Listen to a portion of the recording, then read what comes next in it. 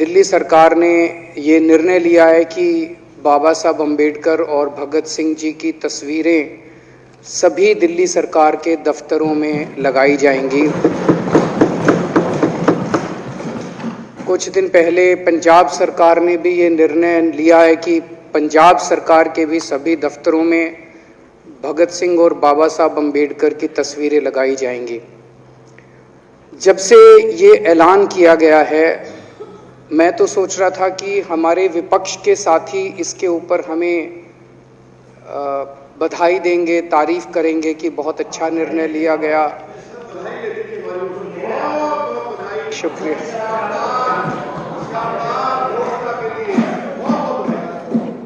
लेकिन जब से ये ऐलान किया है कि इतना, यहाँ तो कहने के लिए कह दिया, बाहर एक मिनट मेरे को पूरा, हमें इतना क्रिटिसाइज किया जा रहा है। बीजेपी वाले कह रहे हैं कि बाबा साहब अम्बेडकर और भगत सिंह की क्यों लगाई, सावरकर की क्यों नहीं लगाई, हेडगेवार की क्यों नहीं लगाई। तो मैं कह रहा हूं भाई सावरकर की और हेडगेवार की तुम लगा लो। अब देखो, जो बोल रहे थे उसमें तो किसी ने टिप्पणी नहीं की। मैंने कहा भाई सावरकर की बोल रहे हैं, सावरकर की और हेडगेवार की तुम लगा लो, हम बाबा साहब अम्बेडकर की और भगत सिंह की लगा लेते हैं। कांग्रेस वाले चिल्ला रहे हैं, इंदिरा गांधी की क्यों नहीं लगाई, राजीव गांधी की क्यों नहीं लगाई, सोनिया गांधी की क्यों नहीं लगाई। तो हम कह रहे हैं भाई इंदिरा गांधी की तुम लगा लो, हम तो बाबा साहब अम्बेडकर की और भगत सिंह की लगाएंगे। अध्यक्ष महोदय, मेरे को पता नहीं था ये लोग बाबा साहब अम्बेडकर और भगत सिंह से ऐसी नफरत क्यों करते हैं सारे प्रतिपक्ष के लोग। मैं आपको बताता हूं क्यों करते हैं, और खासकर बीजेपी वाले बाबा साहब अम्बेडकर से इतनी नफरत क्यों करते हैं, मैं बताता हूं आपको। बाबा साहब अम्बेडकर ने संविधान बनाया, मैं बता देता हूं आपको, आप भी सेटिस्फाई हो जाओगे।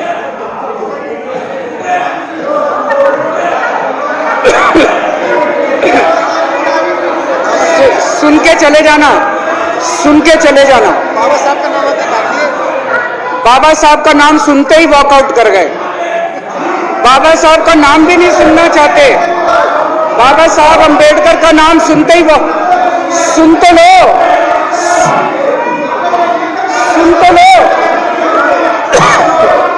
तो तमाशा, और ये सब कुछ जो इन्होंने बोला वो सच बोला। सुन तो लो।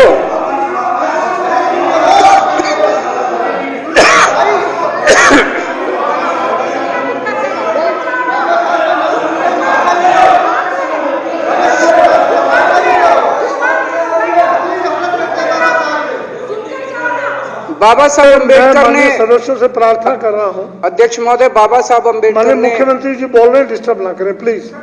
नहीं, ये कोई तरीका। सत्य कौन बोल रहा था? सत्य क्या बिजुली जी ने बोला? सब आप बैठ जाइए। अब बाबा साहब अम्बेडकर ने देश का संविधान बनाया। संविधान में लिखा उन्होंने कि भारत के अंदर जनतंत्र होगा। इस जनतंत्र के अंदर चुनाव होंगे। चुनाव में जनता वोट डालेगी। वोट डाल के जनता अपनी सरकार चुनेगी। वो सरकार लोगों के सपनों को पूरा करने के लिए काम करेगी। बीजेपी को ये पसंद नहीं है। बीजेपी नहीं चाहती चुनाव हो। बीजेपी चाहती है कि चुनाव खत्म हो जाए। चुनाव होने ही नहीं चाहिए। चुनाव गंदी बात है इनके हिसाब से। चुनाव गलत बात है इनके हिसाब से। एमसीडी के अंदर 15 साल इन्होंने जम के लूटा। लूटने के सारे दुनिया के रिकॉर्ड तोड़ दिए। गिनीज बुक वालों की मीटिंग चल रही है कि भारतीय जनता पार्टी का नाम आने वाला है गिनीज बुक के अंदर एमसीडी का और बीजेपी वालों का। शानदार इन्होंने परफॉर्मेंस किया है। 15 साल के अंदर इन्होंने लूटने में कोई कसर नहीं छोड़ी। लूटने के बाद जब जनता में त्राही त्राही मच गई, लोग दुखी हो गए 15 साल के इनके शासन के बाद, और जनता ने मन बना लिया कि इस बार इनको मजा चखाएंगे और गुस्सा जाहिर करेंगे। चुनाव आयोग ने ऐलान कर दिया कि हम आज शाम को 5 बजे 9 तारीख को 9 मार्च को शाम को 5 बजे आज चुनाव की डेट्स की घोषणा की जाएगी। 4 तारीख को प्रधानमंत्री के दफ्तर से फोन जाता है, चिट्ठी जाती है चुनाव कमिश्नर को, चुनाव रद्द कर दो। पूरी दुनिया के अंदर आज तक ऐसा नहीं होगा कि प्रधानमंत्री सीधे सीधे चुनाव कमिश्नर को फोन करके और चिट्ठी लिख के कहते हैं कि चुनाव रद्द कर दो। इसलिए ये नफरत करते हैं बाबा साहब अम्बेडकर से। ये कहते हैं बाबा साहब अम्बेडकर नहीं होता तो जनतंत्र नहीं होता इस देश के अंदर। कल एक बीजेपी का बड़ा नेता मिला, बोला जी मैंने तो अपने बीजेपी के बड़े नेताओं को बोल दिया ये चुनाव का चक्कर छोड़ो, एमसीडी में भी एनडीएमसी जैसा कर दो।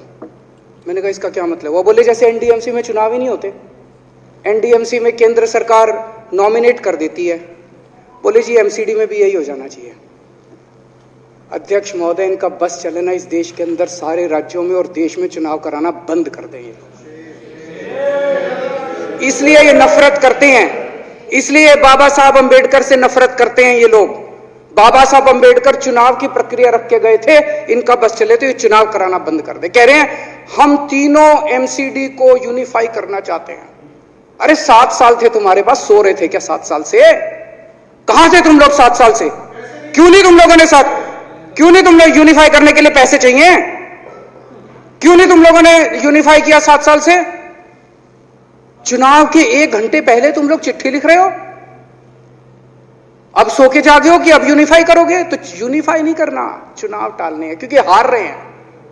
मेरी हाथ जोड़ के विनती है, हार जीत लगी रहती है, कभी ये पार्टी हारती है, कभी वो पार्टी हारती है, कभी आज बीजेपी हारती है, कभी आम आदमी पार्टी भी हारती है, कभी कांग्रेस हारती है। देश बड़ा है, देश की सोचो।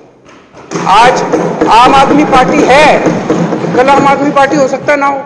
आज बीजेपी है, कल बीजेपी हो ना हो। आज केजरीवाल है, कल केजरीवाल नहीं होगा।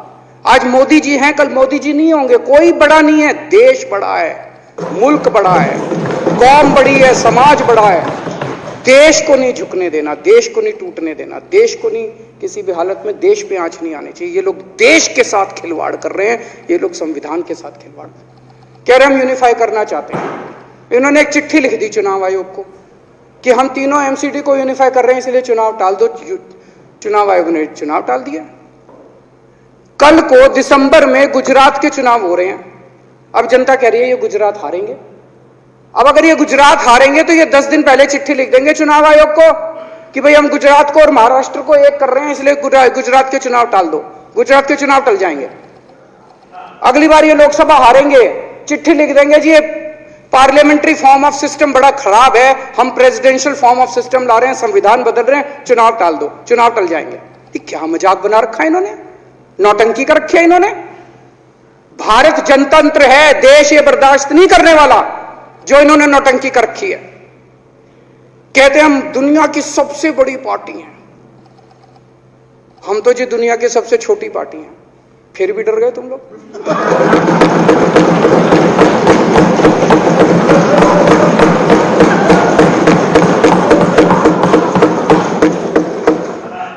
दुनिया की सबसे बड़ी पार्टी दुनिया की सबसे छोटी पार्टी से डर के भाग गई। क्या कायर हो यार।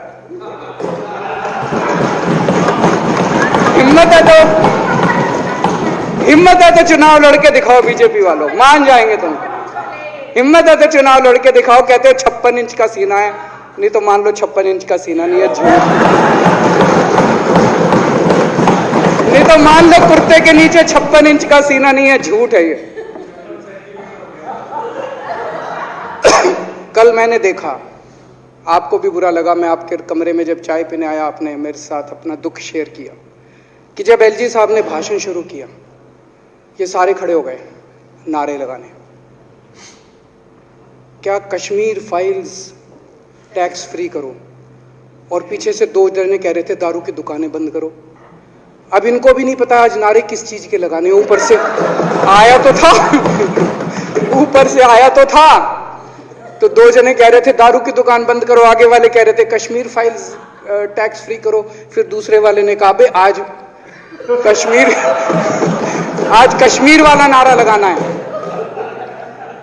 तो जैसे रैलियां होती हैं उसमें कुछ टीवी वाले माइक लगा देते हैं कि हाँ जी किस लिए आए हो, तो वो यूं यूं देखता है किस लिए।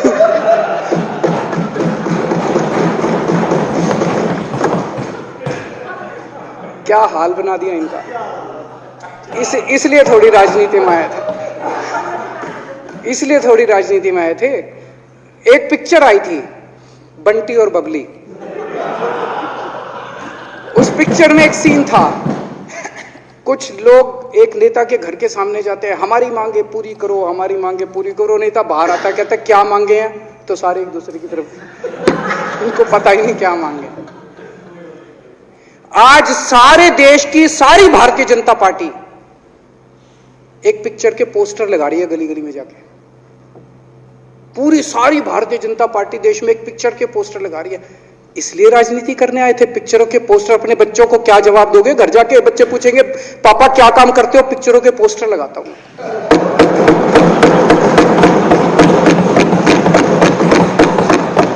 8 साल केंद्र सरकार चलाने के बाद अगर किसी देश के प्रधानमंत्री को विवेक अग्निहोत्री के चरणों में शरण लेनी पड़े तो इसका मतलब उस प्रधानमंत्री ने 8 साल में कोई काम नहीं किया। 8 साल खराब कर दिए। बताओ, विवेक अग्निहोत्री के चरणों में उनको शरण लेनी पड़ रही है, बचा लो बचा लो बचा लो। अगर किसी प्रधानमंत्री को कह रहे हैं कश्मीर फाइल्स टैक्स फ्री करो, अरे यूट्यूब पे डाल दो, फ्री फ्री हो जाएगी। टैक्स फ्री क्यों करा रहे हो?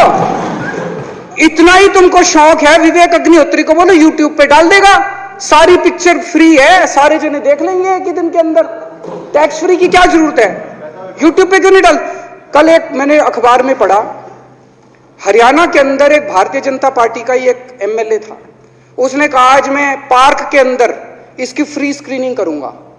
तुरंत विवेक अग्निहोत्री का ट्वीट आया खट्टर साहब के, खट्टर साहब देखो ये फ्री में कर रहा है, इसको बोलो टिकट लेके करेगा। भाई साहब, कश्मीरी पंडितों के नाम पे कुछ लोग करोड़ों करोड़ों रुपए कमा रहे हैं और तुम लोगों को पोस्टर लगाने का काम दे दिया। आंखें खोलो, क्या कर रहे हो तुम लोग? वो करोड़ों कमा गया, कश्मीरी पंडितों के नाम पे करोड़ों कमा गया और तुम लोग पोस्टर लगाते रह गए। क्या हाल बना दिया तुम लोगों का यार। आंखें खोलो तुम लोग।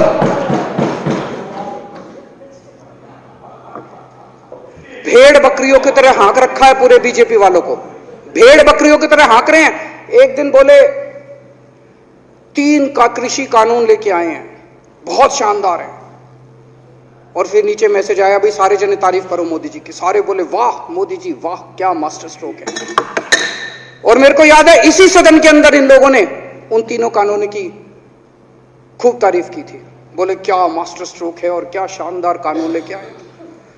1 साल के बाद फिर आया भाई 3 कानून वापस ले लिए, बोलो फिर तारीफ करो मोदी जी की, भाई कानून बेकार थे मोदी जी। क्या इसी सदन के अंदर इन लोगों ने इतनी बेशर्मी, दिमाग पे ताला लगा रखा, इन्होंने कहा वाह मोदी जी वाह, क्या 3 कानून खराब थे आपने वापस ले लिया, देश को बचा लिया। क्या मास्टर स्ट्रोक, ये क्या हाल बना दिया आप लोगों का यार। फिर थोड़े दिन बाद बोले भाई दारू की दुकानों के खिलाफ करो, फिर सारे जने दारू की दुकान बंद करो, दारू की। अब दारू ठीक हो गई दिल्ली में? आजकल तो शोर नहीं करते तुम लोग। अब कश्मीर फाइल आ गई, पहले कृषि कानून, रोज काम दे रखा है तुमको, कुछ ना कुछ ऊपर से आ जाता है, काम दे रखा है। अब दारू की दुकानें। मेरा एक ही निवेदन है मेरे बीजेपी के साथियों से, आप तो अपने ही हो, आप तो सब अपने, मेरे छोटे भाई बड़े भाई बिदुरी साहब तो बड़े भाई है मेरे, आप तो सारे अपने हो यार। थोड़ा सा देश के बारे में सोचो यार, थोड़ा देश के बारे में सोचो। हिटलर भी जो था वो कम से कम अपने चमचों को नौकरी देता था, रोजगार देता था। इतिहास उठा के पढ़ो, उसने रोजगार तो दिया था। इन्होंने क्या दिया आपको? आपके बच्चों को नौकरी दी, आपके घर में कोई खाने पीने का इंतजाम करा, आपकी बिजली का इंतजाम करा। केजरीवाल काम आता है आपके भी घर की बिजली फ्री कर रखी है। दिल्ली के 12 लाख बच्चों को नौकरी दी है मैंने, स्कूल ठीक कर दिए, अस्पताल ठीक कर दिए। आपके घर में कोई बीमार हो, केजरीवाल दवाई पहुंचाता, मोदी दवाई नहीं पहुंचाता। केजरीवाल काम आया। मैं बीजेपी के सारे कार्यकर्ताओं से कहना चाहता हूं, थोड़ा सा दिमाग खोलो। बीजेपी के सारे सपोर्टर्स को कहना चाहता हूं, थोड़ा सा दिमाग खोलो। ये भेड़ चाल बंद करो, भेड़ बकरियों की तरह हाँक रहे हैं ये आपको, ये सब बंद करो। दिमाग खोल के सारे जने बीजेपी छोड़ के आम आदमी पार्टी में आ जाओ।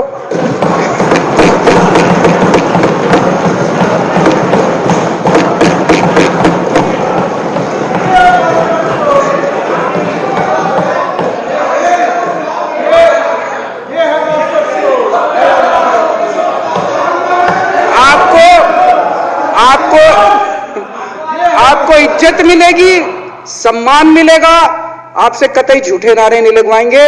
राष्ट्र निर्माण में आपको साथ लेंगे, हम राष्ट्र निर्माण करेंगे आपके साथ मिलकर। ये पोस्टर भी नहीं लगवाएंगे झूठी फिल्मों के। और जो भी करना हो, कम से कम यार ये पिक्चर का प्रमोशन करना तो बंद करो। ये गंदे लगते हो तुम लोग, अच्छी शोभा नहीं देता आप लोगों को। यार आप अच्छे आदमी हो, कुछ करने आए थे राजनीति में, कहां पिक्चर के पोस्टर और प्रमोशन करने में लगा दिया। कल एलजी साहब की स्पीच पूरे देश ने सुनी। एलजी साहब को एक तरह से केंद्र सरकार का नुमाइंदा माना जाता है। एलजी साहब ने भी हमारी सरकार की कितनी तारीफ करी। 50% जीडीपी 5 साल के अंदर बढ़ गया, भारत में आज तक कभी किसी राज्य का नहीं बढ़ा। इतने शानदार काम दिल्ली सरकार ने किए हैं कि केंद्र सरकार द्वारा नियुक्त एलजी साहब ने भी दूसरी सरकार की, आम आदमी पार्टी की सरकार की भूरी भूरी शब्दों में तारीफ की। मैं एलजी साहब का बहुत बहुत शुक्रिया अदा करना चाहता हूं और इस धन्यवाद प्रस्ताव का समर्थन करता हूं।